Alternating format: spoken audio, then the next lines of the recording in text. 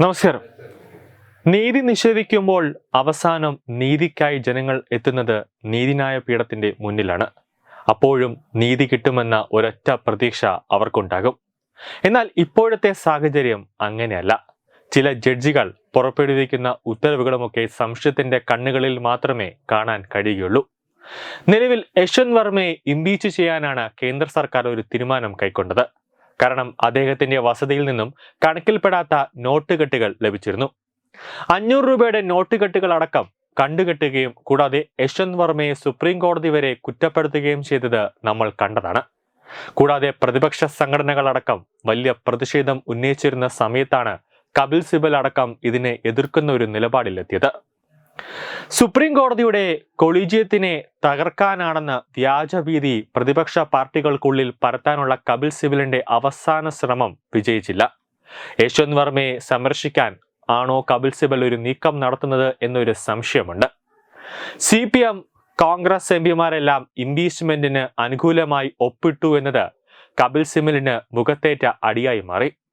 രാഹുൽ ഗാന്ധി, സുപ്രിയ സുലെ, ശരത് പവാറിന്റെ പാർട്ടിയായ NCPയുടെ എംപിമാർ എന്നിവരും ഇംപീച്ച്മെന്റിന് അനുകൂലമായി ഒപ്പിട്ടു.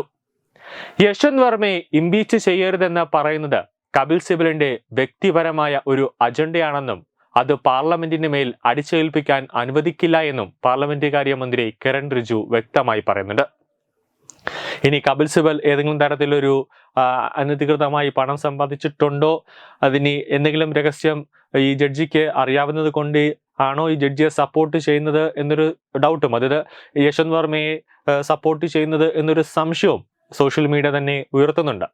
ജസ്റ്റിസ് യശ്വന്ത് വർമ്മയെ പാർലമെന്റ് ഇംപീച്ച് ചെയ്യണമെന്ന ആവശ്യവുമായി പ്രതിപക്ഷ പാർട്ടികളിലെ എംപിമാർ ഉൾപ്പെടെ 200 എംപിമാർ ഒപ്പിട്ട മെമ്മോറാണ്ടം സ്പീക്കർ ഓം ബിർളയ്ക്ക് സമർപ്പിച്ചു കഴിഞ്ഞു.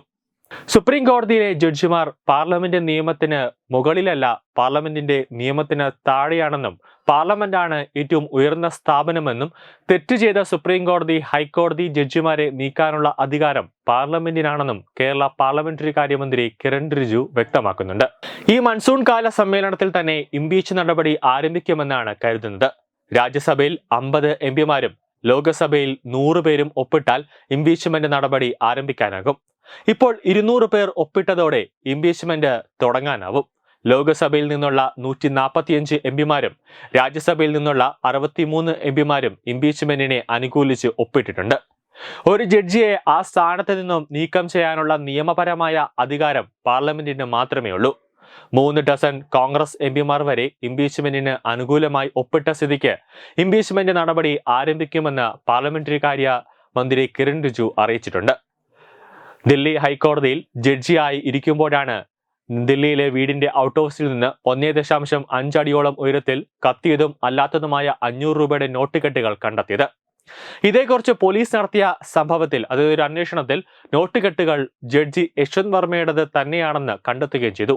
ഇത്രയും ഗുരുതരമായ തെറ്റ് ചെയ്ത ജഡ്ജിയെ ഇംപീച്ച് ചെയ്യുന്നതിനെതിരെ കപിൽ സിബൽ ഒരു തടസ്സം നിലനിൽക്കുകയാണ്. അദ്ദേഹം ഒരു നല്ല ജഡ്ജിയാണ് എന്നാണ് കപിൽ സിബലിന്റെ അവകാശവാദം. ഇതെങ്ങനെ കപിൽ സിബലിന് അവകാശപ്പെടാനാകുമെന്ന ചോദ്യം സ്വന്തം നേതാക്കൾ തന്നെ ഉയർത്തുന്നുണ്ട്. തെറ്റ് ചെയ്ത ഒരാളെ സംരക്ഷിക്കാൻ പല ന്യായങ്ങളും നിരത്താൻ ശ്രമിക്കുകയാണെന്നും കപിൽ സിബലെന്നും കേന്ദ്രമന്ത്രി കിരൺ റിജിജു അഭിപ്രായപ്പെടുന്നുണ്ട്. എല്ലാ കാലത്തും സ്വാർത്ഥമായ അജണ്ടകൾ വെച്ചുപുലർത്തുന്ന വ്യക്തിയാണ് കപിൽ സിബലെന്നും കിരൺ റിജിജു കുറ്റപ്പെടുത്തി. കേസ് അന്വേഷിച്ച സുപ്രീം കോടതി സമിതി ഭരണഘടനയുടെ 124, 218 വകുപ്പുകൾ പ്രകാരം യശ്വന്ത് വർമ്മയെ ഇംപീച്ച് ചെയ്യണമെന്നാണ് ആവശ്യമുയർത്തിയത്. കുറ്റം ചെയ്ത ജഡ്ജിയെ സ്ഥാനത്ത് നിന്നും നീക്കം ചെയ്യാൻ അധികാരം നൽകുന്നതാണ് ഭരണഘടനയിലെ 218 വകുപ്പ്. യശ്വന്ത് വർമ്മ ദില്ലി ഹൈക്കോടതിയിൽ ജഡ്ജിയായിരുന്നപ്പോഴാണ് അദ്ദേഹത്തിന്റെ ദില്ലിയിലെ വീട്ടിലെ സ്റ്റോർ റൂമിൽ നോട്ടുകെട്ടുകൾക്ക് തീപിടിച്ച സംഭവം ഉണ്ടായത്.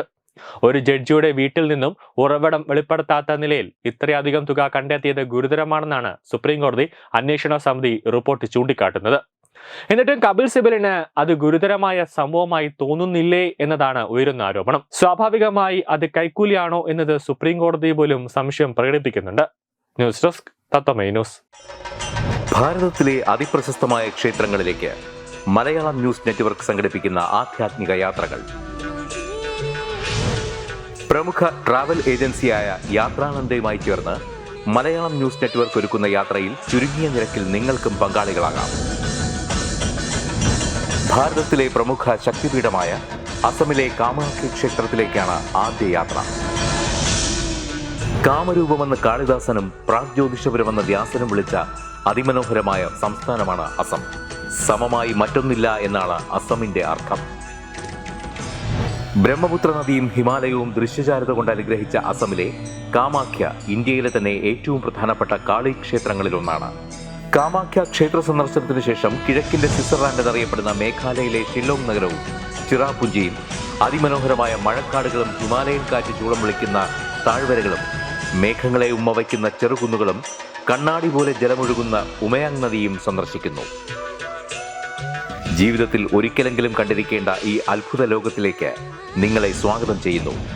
വിമാന ടിക്കറ്റും ചിലവുകളും ഉൾപ്പെടെ 65,000 രൂപ ചിലവ് വരുന്ന ഈ പാക്കേജ് 59,000 രൂപയ്ക്ക് മലയാളം ന്യൂസ് നെറ്റ്വർക്ക് നിങ്ങൾക്ക് ലഭ്യമാക്കുന്നു. ആദ്യം ബുക്ക് ചെയ്യുന്ന 5 പേർക്ക് 56,000 രൂപയ്ക്ക് ഏർലി ബേർഡ് ഓഫറും ലഭ്യമാണ്. കൂടുതൽ വിവരങ്ങൾക്ക് ഇനി പറയുന്ന നമ്പറിൽ ബന്ധപ്പെടുക.